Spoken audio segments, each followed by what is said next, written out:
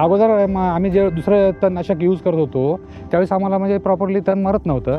त्या तणामुळं सोयाबीनची सेहत चांगली राहत नव्हती. आणि निंदाच्या टायमाला जे पीक आहे त्याचं नुकसान जास्त होत होतं. जो दुसरे तणनाशक वापरत होतो त्याला खूप पैसे लागत होते. सोयाबीन या पिकामध्ये तणनाशक उघडतात, त्यामध्ये दुधी, गांजर गवत, तांदरकुंद्रा. दुसऱ्यात वर आपलं फवारणी करतो सोयाबीन निघाल्यानंतर, पण त्याचा सोयाबीनवर थोडासा इफेक्ट होत होता. भरपूर औषधांचा ट्राय केला आम्ही स्प्रे वगैरे घेऊन, तर त्याचा काही रिझल्ट भेटला नाही.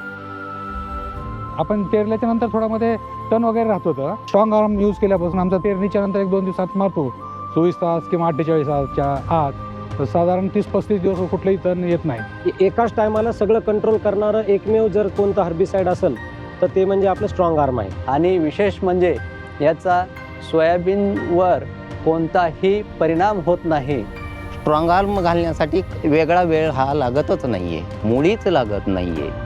लेबरचा खर्च बऱ्याच प्रमाणात म्हणजे 100% कमी झाला. त्या दृष्टीनं स्ट्रॉंग आर्म वापरल्यामुळे उत्पन्नामध्ये पण भरपूर वाढ झाली आणि आमची प्रगती झाली. स्ट्रॉंग आर्म लावा पेरणीबरोबरच आणि निश्चिंत रहा, तणाच्या तणाच्या कटकटीला कटकटीला पूर्णविराम पूर्णविराम द्या.